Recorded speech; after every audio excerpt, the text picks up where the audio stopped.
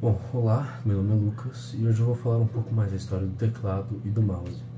Começando pela história do teclado, em 1714 temos a primeira patente de algum órgão ou máquina que fazia relação ao teclado, que no caso seria a máquina de transcrever cartas.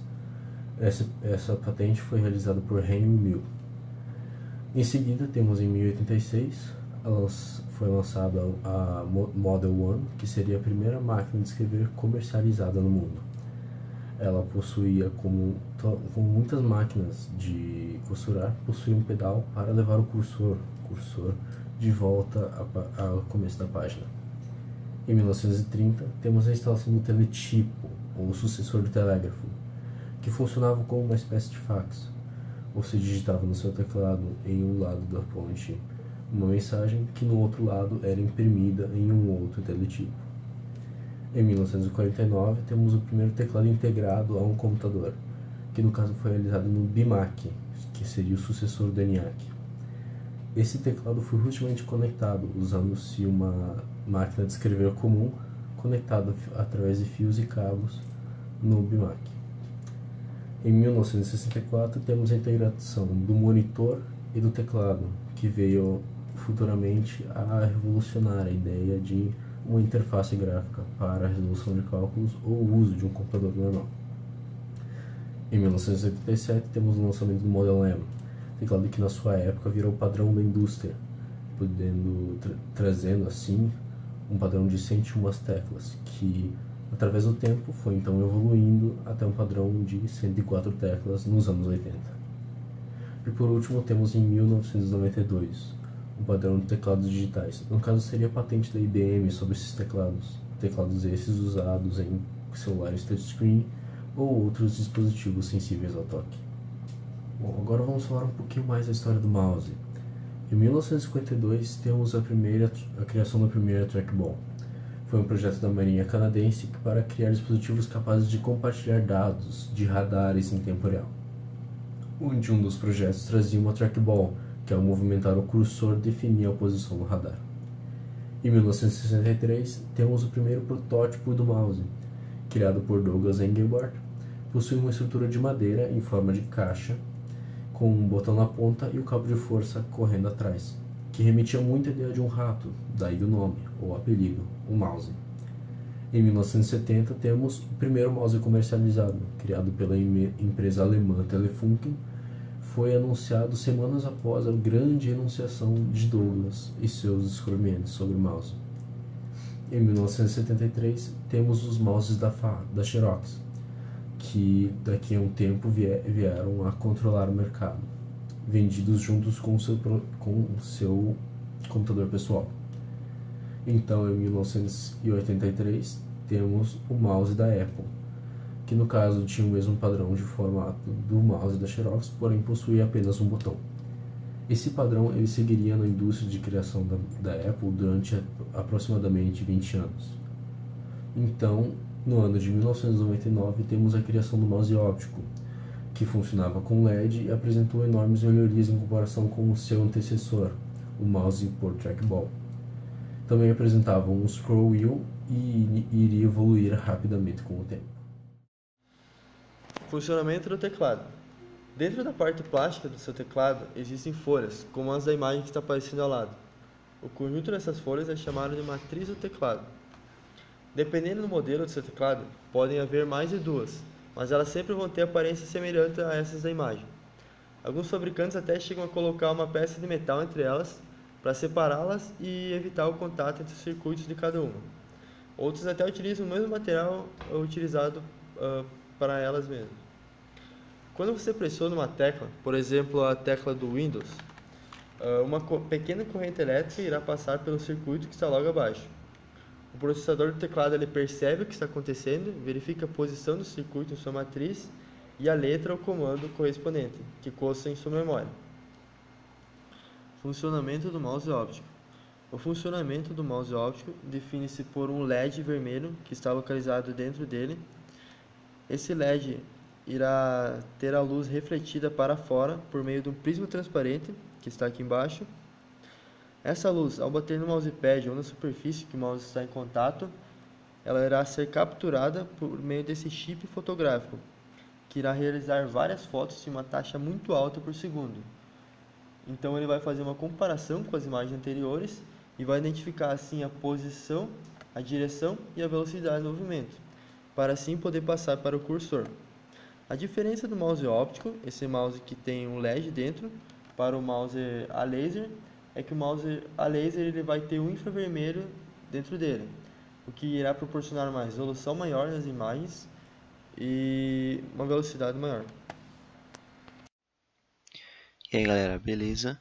Meu nome é Eduardo Marquesan e hoje eu vou falar um pouco sobre as novas tendências e demandas do que está vindo aí no quesito teclado e mouse. Então, uma tecnologia que é muito interessante, porém não foi tão explorada assim pela indústria, são os teclados de projeção a laser. Então, como que eles funcionam? É um aparelho que ele projeta um teclado sobre a superfície que ele está. Então, você vai digitar sobre essa projeção. Ela é muito interessante porque é um teclado muito móvel. Você pode conectar com o seu celular, com o seu tablet, com o seu computador via Bluetooth. Você pode até levar no avião, por exemplo, digitar no avião.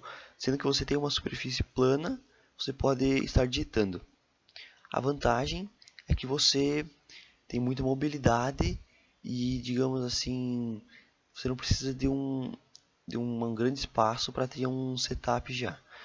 Alguns problemas dele são que você não tem um feeling que nem os teclados normais têm. Por exemplo, você está digitando sobre uma mesa, então você não vai ter resposta tátil ou sonora dos cliques.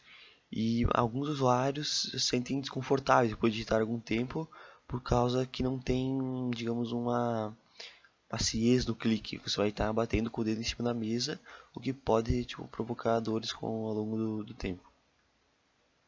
Agora, no sentido de mouse, vou falar um pouco sobre duas tecnologias que a Logitech e a Razer implantaram no último ano sobre teclados de carregamento sem fio.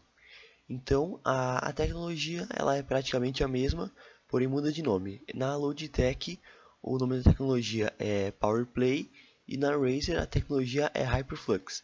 Então, como que funciona esse conceito? Seria um conceito de mouse sem fio e sem bateria. Aí você pergunta, como que ele vai funcionar se não tem fio nem bateria? Então, o que fornece a energia para ele é o mousepad. O mousepad ele vem com um sistema que ele transmite ondas eletromagnéticas de alta frequência e que o mouse com um subreceptor consegue receber essas ondas, no caso pelo contato entre o mousepad e o mouse. Então você vai conseguir transmitir, enquanto você joga ou você trabalha, o mousepad vai ficar transmitindo a energia para o mouse. Você não vai precisar de uma bateria ou um cabo, você vai jogar simplesmente pela indução de energia. Dessa forma, você vai ficar com um mouse muito mais leve e solto, porque você não vai ter nenhum cabo.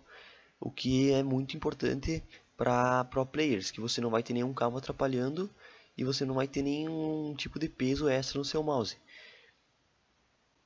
No quesito preço, ambas as tecnologias estão caras ainda, chegando a atingir R$ 1.400 a R$ 1.600 na compra do mousepad com o mouse.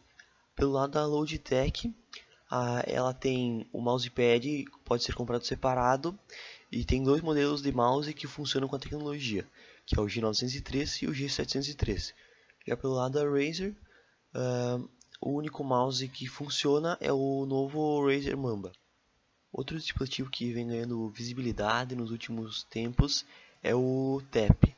Ele é uma junção, digamos, de teclado e mouse wearable, como se fosse uma luva. Você coloca ele na mão, então você pode digitar em qualquer superfície que você consiga tocar. Exatamente, qualquer superfície que você consiga botar a mão em cima, você pode digitar. Não precisa ser uma superfície plana, pode ser a sua perna, uma almofada, o sofá, o seu braço, o que você quiser, você pode digitar. A vantagem principal dele seria a mobilidade. Você pode usar no avião, pode usar na rua, pode usar na cama, etc. Então, ele funciona da seguinte forma. Você vai ir clicando sequências com os dedos que vão gerar caracteres no seu computador, no seu celular, no seu tablet. Então, Isso faz com que seja muito fácil a digitação.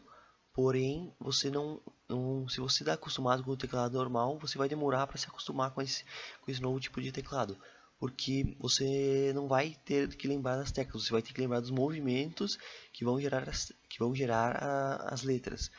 Então você vai ter que, por exemplo, reaprender como escrever no teclado, o que pode levar tempo e vai fazer com que você demore muito para escrever textos, por exemplo. A empresa ela disponibiliza tipo, um programa para te ensinar a aprender os comandos, porém isso leva tempo e você vai ter uma digitação muito lenta. Outra coisa, outro ponto negativo é que você não consegue, por exemplo, usar um em cada mão e tipo, usar os dois ao mesmo tempo. Então contribui para você ter uma digitação mais lenta. Curiosidades. Tan, tan, tan. O layout da maioria dos teclados atuais é conhecido como QWERTY, QWERTY, por causa da disposição das primeiras teclas superiores. O padrão já era comum nas máquinas de escrever e foi apenas adaptado com o surgimento da informática. Criado pelo inventor norte-americano Christopher Lathan-Scholes, esse padrão teria como objetivo auxiliar na transcrição de códigos Morse, de acordo com um estudo feito pela Universidade de Kyoto. Isso explicaria por que letras como Z e S, que são semelhantes do sistema codificado, ficam próximas uma das outras. Existe uma curiosidade tanto quanto peculiar em relação a uma leve elevação que tem nos teclados, geralmente em notebooks, que são na letra F e J. Bom, você sabe por que isso? Bom, a resposta é simples. Os tracinhos em alto relevo permitem posicionar as mãos sem precisar olhar para o teclado. Sabendo a posição do F e do J, é possível rapidamente ter acesso às outras teclas. Por ser um sinal sensível ao toque, também é uma ferramenta que auxilia as pessoas com deficiência visual.